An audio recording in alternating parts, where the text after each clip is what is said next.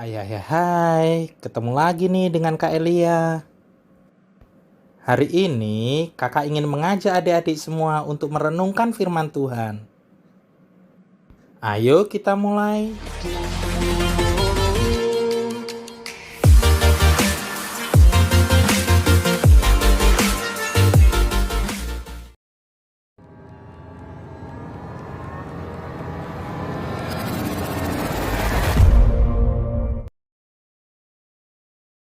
Shalom adik-adik semuanya.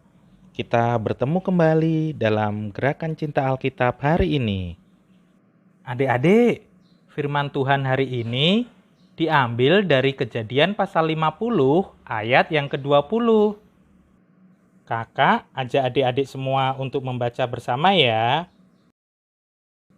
Memang kamu telah mereka-rekakan yang jahat terhadap aku, tetapi Allah telah mereka-rekakannya untuk kebaikan. Adik-adik, untuk memudahkan kita dalam merenungkan firman Tuhan ini, yuk dengarkan cerita dari kakak.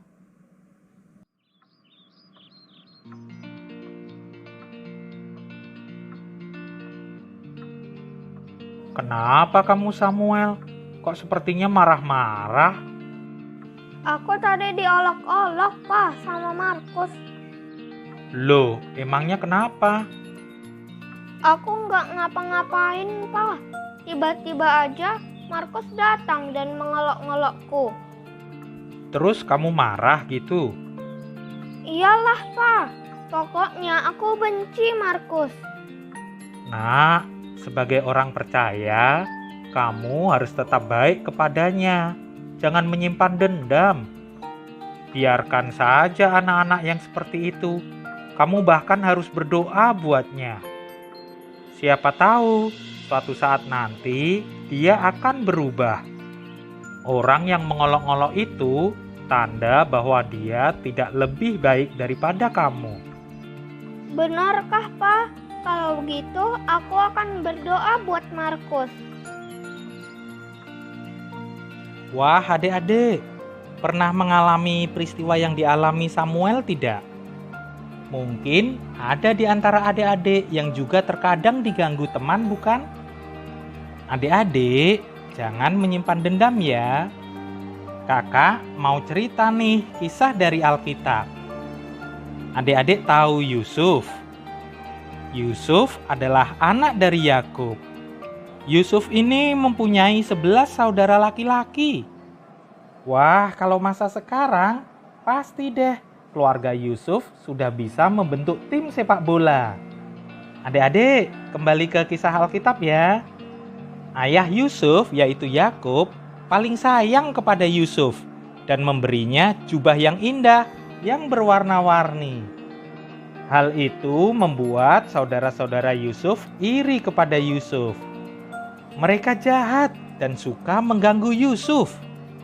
Suatu hari ketika ada di padang, mereka memutuskan untuk menyingkirkan Yusuf selama-lamanya. Mereka kemudian bertemu dengan beberapa pedagang yang lewat di sana dan akhirnya menjual Yusuf kepada mereka untuk dijadikan budak. Saudara-saudara Yusuf berpikir bahwa mereka tidak akan bertemu lagi dengan Yusuf. Adik-adik, ternyata mereka salah. Meskipun saudara-saudara Yusuf berbuat jahat kepadanya, Yusuf tetap disertai Allah. Allah membuat Yusuf berhasil dalam semua hal yang dilakukannya.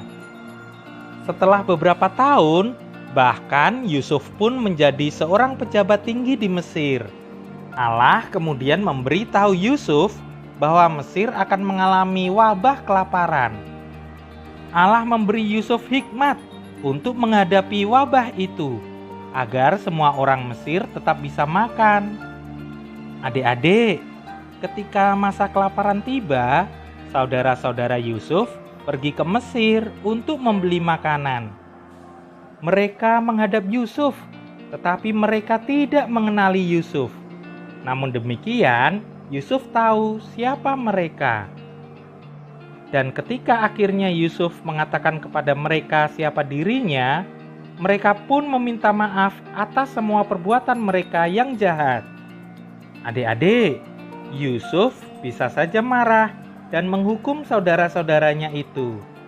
Namun sebaliknya, Yusuf mengatakan kepada mereka bahwa ketika mereka berbuat jahat kepadanya, Allah justru menggunakannya untuk maksud yang baik. Adik-adik, mungkin ada orang yang berbuat jahat kepada adik-adik. Atau mungkin adik-adik sering diganggu dan diolok-olok oleh seseorang. Mungkin juga ada yang telah merampas sesuatu dari adik-adik. Apapun itu, Allah tetap berkuasa. Adik-adik dapat memilih untuk bertindak seperti Yusuf. Adik-adik bisa bersikap baik kepada orang lain, meskipun mereka berbuat yang tidak baik kepada adik-adik. Haleluya! Adik-adik, untuk mengakhiri renungan kita hari ini, kakak mengajak adik-adik untuk berdoa. Tuhan Yesus, tolong aku untuk bisa berbuat baik kepada semua orang. Amin.